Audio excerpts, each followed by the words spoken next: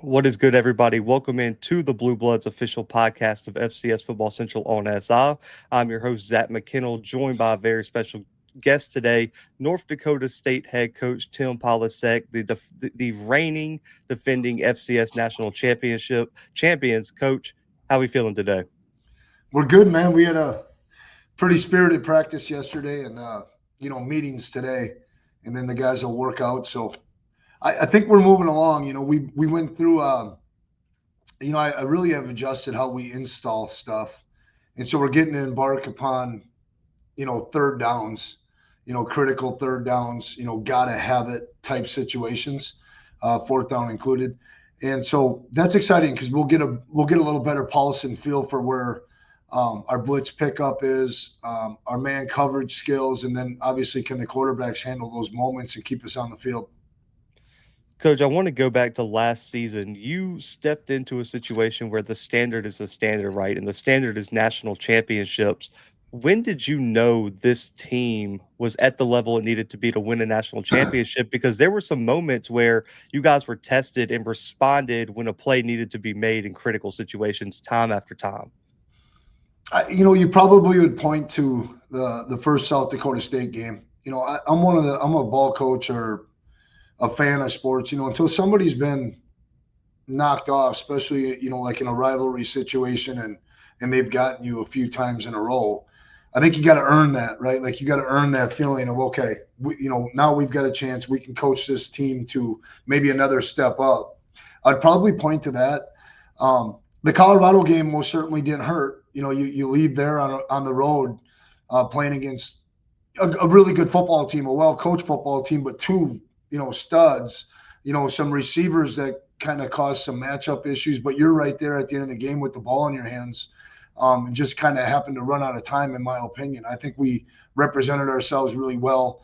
I was really encouraged by our pass protection in that game. I didn't think we would see a rush like that the rest of the year, period. And then I really liked the way our kids competed in some one-on-one situations. So honestly, those two moments, okay, we're a good football team. How can we help these guys to achieve what they want to achieve? Because we were a player-led, senior-driven, team. They stuck together, man, in a situation where they could have, ran in today's day and age and went to different places. It's so tough to teach the intangibles on how to win, right? There's a lot of talented teams that don't win. And me and my co-host talked all the time. North Dakota State won in the margins last year, where if you look at the box score, it might have not told you the whole story about a crucial interception, a crucial throw from Cam Miller, the defense making a crucial stop. How do you prepare and how do you coach your team to be ready in those moments where they always make the right play when it counts? Yeah, one thing looking back, right, you get a chance to look back and kind of dissect some things in February, early March. Um, I will say this about that group last year: the 2024 team really embraced. I'm going to give you the two thoughts and then the end result. We really embraced. Hey, we're a bunch of nobody's trying to get back on top, trying to be somebody. We really embraced the idea of yeah, we're a fast, confident team, but we're going to make our opponent line up and beat us. We're not going to beat ourselves. And if you look at like offensively, we weren't in and out very much. We were just kind of always steady Eddie during games, and getting better and better as games went on. And we were, the end result of that is that you're plus 20 in the turnover margin. And then there's some areas that you look at, man, we could have been better statistically, but that stat matters more than anything else. Third down conversion, gold zone opportunities, turnover margin, and are you creating some explosive plays? So we did have some players show up on the scene that made some critical big time plays in big time moments. And you either make those plays or you don't. But the plus 20 and then making people line up and beat us, like whatever they got, on offense, man, we made them pay. We tackled them. We made them go the long, hard road. And man, the team just gritty. We embraced that. You talk about, and I mentioned it earlier, the standard is the standard, right? But in this age of college football, you have to be so adaptable. You have to change your coaching style. Sometimes you have to negotiate at times. How do you balance being adaptable and changing with the times while also knowing what your non-negotiables are in terms of building a culture, building a program? No, I'm going to speak tonight to a group, Choice Financial, and I can't wait. Like the non-negotiables in our program are that you are going to be competitive, you are going to be improvement driven, and you're going to be mentally and physically tough. So I felt like as long as we were, physically and mentally tough throughout the year and together, okay, we were improvement driven and improving on the areas that we did improve on, all right, and competitive as hell. The sky was the limit. And those are the non-negotiables moving forward. It's not that you have to run the A gap power 20 times a game or pin and pull 15 times. You have to know your personnel, and what can your quarterback can and can't do. What we learned about Cam this year is that we could win both throwing it and we could win running it. We were a very balanced outfit. And then Bryce Lance and Braylon Henderson, and then a whole other group of receivers did a hell of a job in the pass game. It was really fun to see that we could play in some open sets, and move the ball with some RPO and move the ball through the air. Those are things that are adjustable, that are changeable based on your personnel. And that's where I think you got to be flexible as a coach. We are going to recruit a certain guy to a certain culture and characteristics that we're looking to achieve, and we're never going to change that. But as time goes on, what are the strengths of the team, and what are things that are adjustable in comparison to compete, improve, tough, non-negotiable? Okay, the players held each other to 5 standards all year. Have a great sense of urgency, have maintain and have great body language all the time, be a great teammate, not a friend, represent the program in a first-class manner always, and then finish everything. And so those were kind of the things that we leaned on that were non-negotiable, that were program things. But schematically, we did do some things differently this year, and we cut some things back defensively. And quite frankly, the fans would tell you we opened things up offensively, and that was a positive. Coach, the last question about last season, we're going to move ahead. That feeling when the clock expired on that last punt, and you look back on the journey, right? The early competitiveness against Colorado, the comeback against ETSU. You talk about the fourth quarter, game winning touchdown against South Dakota State in both games. You guys went through the gauntlet. What was the emotion you felt when that clock hit zero and you saw the confetti and you got to go over there and hold that trophy? Like, what the hell do you do?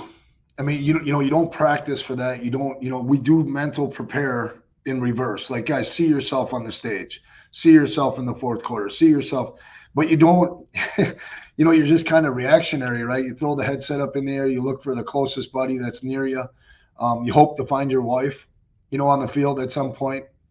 It's interesting when I was on stage this year, and I got a really interesting question from Rod Carey, who I worked with at Northern Illinois. And he said, Tim, all those other years, I was part of 4 other championships. You always talked about it being a sense of relief. Okay. And then, like, how do we do it again? It was really cool. It was fascinating for me because the seniors stuck together. That was the first time I ever kind of let go. And I was going to stay in this moment for a month. It was pure accomplishment. It was pure joy. All the other championships, it was like, okay, how do we do it again? There's a little bit more of a sense of relief, being in our place where we've won 10 Division I championships and another, I think it's 8 Division II championships. So, that's a little bit of the unfortunate part. And I told our staff the day before, when we get this done, we're going to enjoy this. Everybody get up there and make sure you thank those players, celebrate with them, celebrate with your families. And so for me, it was pure joy. That was the first time I was on that stage and I felt that type of accomplishment. Not for myself at all, and I mean that. It was like, and I told the guys in the pregame talk, like, I can't wait to see you guys have pure joy of accomplishing, being able to put your finger up and you're number one.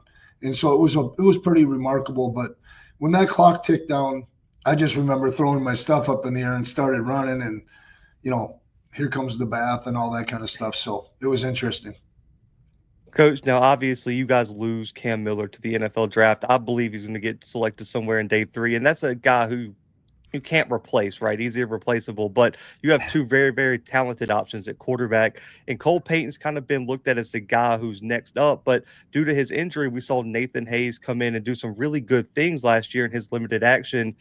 Talk a little bit about the development of what you want to see from these guys in spring ball and even going into fall camp before next season. Well, it's interesting. I appreciate the fact you've done some research. It means a lot when you get on these calls. Here's We need to replace Cam, and we've done it before. Yeah. Okay, I think we've done it 3 times, and I'm not trying to. I just get fired up. Like at NDSU, we don't have the fortune to flinch on graduation day.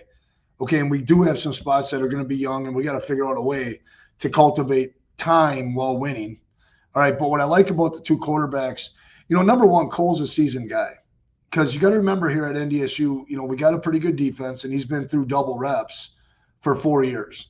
And I'm talking about double repping every pup session. He's double rep, full field team. He's double rep run action. And so our quarterbacks typically, yeah, he's going to be a first year starter, perhaps, maybe, but they've got, it's kind of like how Easton won the race to maturity. He wasn't a redshirt freshman when he started. And so we really like the idea of how we practice and what we're practicing. Cole's a terrific athlete. He's in the top 2 or 3 explosion. He's in the top 2 or 3 speed. And he's doing all that at 6'3", 230 pounds. And so he'll be a formidable threat to pull the ball down. He'll be a formidable threat in the quarterback run game. We've all seen that. But his ability to, I think it's twofold with Cole. Our ability as a staff to learn about what he does best and then call those plays is at the forefront. The second thing is okay, what can Cole improve on while progressing through concepts so that we can hold on to the things that we all enjoy as a program? And then Nathan Hayes, he got all that preparation as the backup for 8 weeks this year. That really was beneficial for us and for him. So now I think we'd be going into this thing saying, okay, Cole's the starting quarterback. There's a slight battle going on there. Does Cole have 1-2 steps on him? Maybe because of the age, and his leadership ability and his toughness and his quarterbacking ability. But we're really excited about that position in general. We feel like Nathan closed the gap because of being the number 2 quarterback for 8 weeks. Coming into 2024, not many people kind of were putting Bryce Lance into the NFL draft conversation, best wide receiver coach. There's no doubt after the national championship, everyone was looking at Bryce Lance as the unquestioned best wide receiver in the FCS. 17 touchdowns last year. Where is his ceiling for you, and how much better can we expect him to get? And do you foresee him taking that next step to the next level? Yeah, I do. I do in 2 areas. Just still, cleaning up release stuff. I mean, he did run by a lot of guys in off, but I think, just him being a perfectionist the way he is, I would say, press release stuff and then running after the catch, on a simple hitch or a simple slant. Can he turn the ordinary play into an extraordinary one another 5, 6, 7 times? I mean, he made some unbelievable program history catches, right? Like one-handed, this, that, and the other thing. But Bryce is about 8 pounds leaner and heavier than he was last year already. He's going to be an 11-foot broad jumper, I think, by the time we get to pro day next year. I think he'll be a 40-plus vertical leap. So I think from a strength and size standpoint, Bryce is still like a lot of receivers. They do grow and they get bigger going into their rookie year. And he's so ready to capitalize on opportunity. I'm so thankful for his work ethic, how much he values our core values, how he stays true to his own core values. He can still get a little bigger and stronger, quite frankly. And he's focused on that. He's not like super lean to where he can put on 15 or 20, but that 7 to 10 pounds of lean muscle mass is really going to help him. And I think it'll help him with all the testing things that'll be a factor next year. I think one of the most interesting things, especially FCS football now, Coach, if you go back 10, 15 years ago, a lot of these guys had 1, 2, maybe even 3 years to develop in the system before they were held to the standard of a starter. Now you have teams starting 10, 11 freshmen, some maybe even more. You guys had Jalen Duffy play a lot of time at corner last year. Shamar Brown, obviously Jerry Rice Award winner. How difficult is it in this age of college football to get these freshmen ready, and how much pressure is on them to be held to the same standard you have to hold a senior starter now? Yeah. Well, I think holding them to a standard is one thing, but that oftentimes is supported by the seniors. how good of a group of leaders are those guys, the juniors. We have had really good success with everybody in the program wanting to lift people up and bring them along. So that helps when freshmen get here in the summer. The first month they're with just the freshmen, and then the second month they get introduced with the older guys. And can they cultivate and create this confidence and comfort level with those guys to learn from them and to grow? I think all of us coaches in all of college football, and quite frankly, I would say college basketball included, we got to be really mindful of how much scheme that we're doing. We all are. I don't know if you're necessarily getting younger all the time, but you are getting newer to the program, whether it's young or if it's portal guys coming in, transfers coming in. I think we got to be mindful of how much can we put on their plate because they don't have the building blocks of a fall, a spring, a fall, a spring. Here we go. It's more like a fall, a spring, a fall, or just the fall with an older transfer guy. And so I think you got to really, really be mindful of what your guys do well and do it a lot. And then, what we've tried to do is really tighten down our fundamentals, streamline, do less. I don't want big drill tapes from our coaches. I want 4 or 5 things in the run game, 4 or 5 things in the pass game, and then just leverage that and keep hitting repeat so we have a chance to master it. Coach, I love that you talk about that, and just in terms of getting those guys down to the fundamentals and not necessarily holding them. Because I just think there's more pressure on a freshman nowadays in college football than there was 10, 15 years ago, just on what they're expected to do. When you look at the culture of North Dakota State, Coach, we cover it nationally, and we've had coaches just bring you guys up in conversation as, man, we're trying to build what they're building. What separates the culture and standard at North Dakota State from the rest of the country, in your opinion? Because you've been here since the dynasty started till now. Well, I think the region, I always kind of comment on the region first and how we go about our recruiting. We really try to harvest crops every year, get into the same spots, churn it over, churn it over. The region is very much, when I say the upper Midwest, the Midwest, it's very much if you can find really solid foundations of parenting or guidance there, there's still a mentality that you got to earn stuff in life. And I think at the forefront at North Dakota State, we recruit guys off of the fact that we've recruited or have won 10 national championships, but we often talk about, hey, this group hasn't done anything yet. And you have to earn the right, to say you're a championship club. You got to earn the right to have a legacy or a chapter in the Bison history that's a good one. And so I think our culture all starts with it's player led. I don't talk to recruits in terms of, hey, recruiting is the lifeblood of our program. I have not said that since I've been in this head coaching role. The lifeblood of our program is all the former players that have laid down a standard, and we need to pay respects to that, and we need to live up to the standard of North Dakota State football, and it has to be earned. We're doing a good job with our green and gold collective, but we have not recruited with it yet. You have to be in the program. You have to earn the emblem on the side of your helmet. You have to earn the stripe. And so we're very much an earn it type program. And then our culture, I would describe Bison Pride as this. It's a relentless pursuit of excellence and a brotherhood like no other in the world. And I do think our culture is the strongest culture in the world. It's in a good place right now. We do, just like every other program, we keep our fingers crossed that we just get to coach all these guys for 4 to 5 years, because I think that's where the magic lies, in your teaching, in your relationship building over time and getting to work with guys, and so that you can enjoy their junior and senior years while they're playing their best football. Right. Coach, the last 2 questions. The first one is you talked about being in spring ball right now.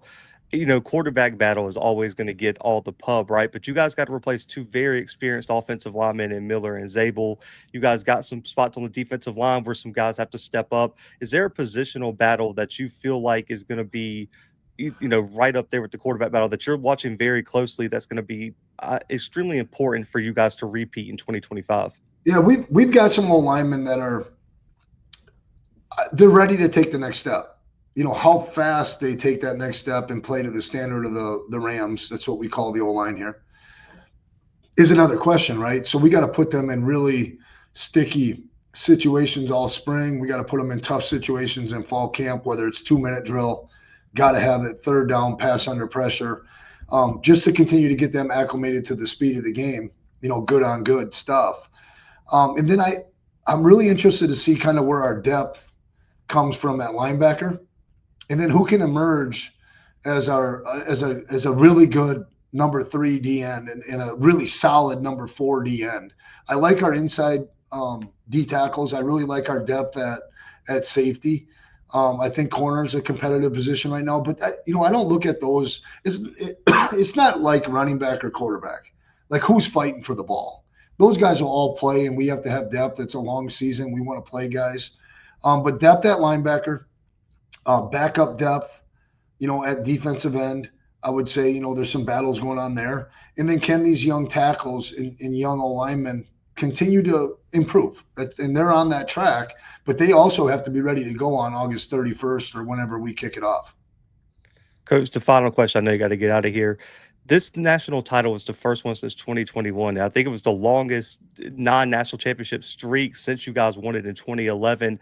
How important is it for you to put your name up there with the Craig Bowles and the Chris Klimans as guys who have won back-to-back national titles and get that streak rolling? And how influential have Bowl and Kleiman been to your development as a head coach? Well, Chris and Coach Bowl is mentor number one. Kirk Ferentz, because I was coaching the O line, there's kind of mentor number two, just of late and stuff.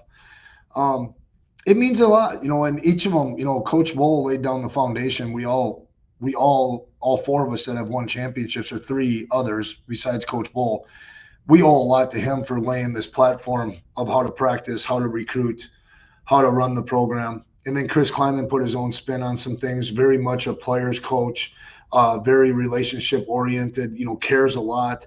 And then quite frankly, Matt Entz did an unbelievable job, and Matt putting his spin on a lot of things that I've seen that Matt did really well too is from the outside, right? Got the Green and Gold Collective up and running, how to create and develop internships for our guys. I'm not sure that he didn't do the most for our players outside of football. So they've all made an impact on me. I don't know if it's important to go back and back to back. What's important to me is that we have a club that competes, improves, and is in tough, and that improvement happens all the way through November, and that we're playing our best football in November.